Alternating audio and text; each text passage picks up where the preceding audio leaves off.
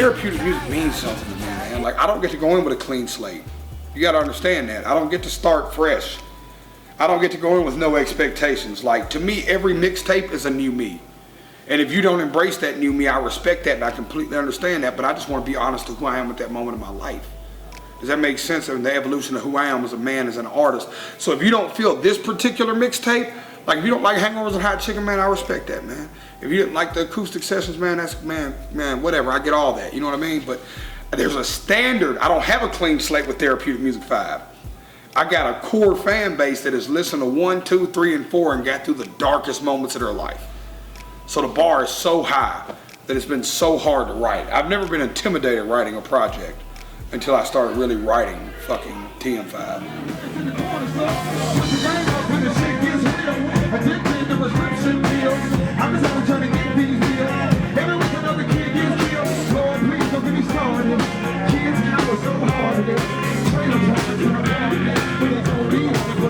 Dude, Twiztid is like my favorite people ever.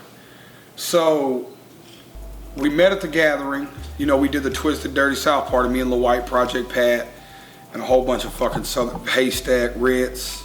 It was big, right? And we got to open up that night. We shook the paint off that bitch, and I met Twiztid backstage, and we snapped a picture and shit.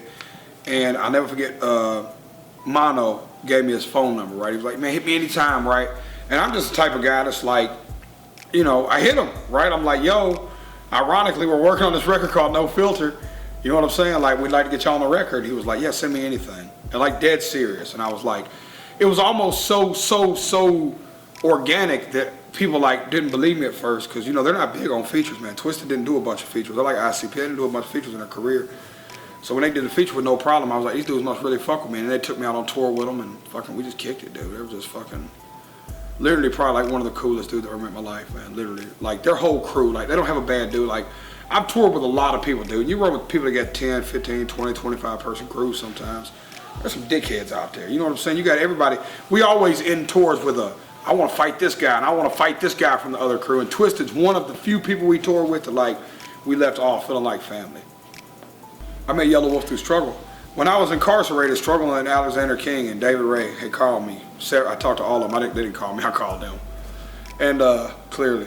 And they were telling me, they were like, yo, man, we've been in Atlanta, or, you know, Struggle told me, I've been in Atlanta working with this guy named Yelawolf. You should hear his shit. It's fucking nuts. And I'm like, cool. So as I was coming home, the shit was starting to really bubble, right? Like, I seen the shit really building steam with the Yelawolf guy, with the Trump music shit. You know what I'm saying? Like, so it was so fucking organic, dog. We came home, and I came home, and me and Struggle was back to our old shenanigans. And one night he was like, yo, the Yelawolf guy's in Atlanta. We should go down there and see him. And I was like, yeah, fuck yeah.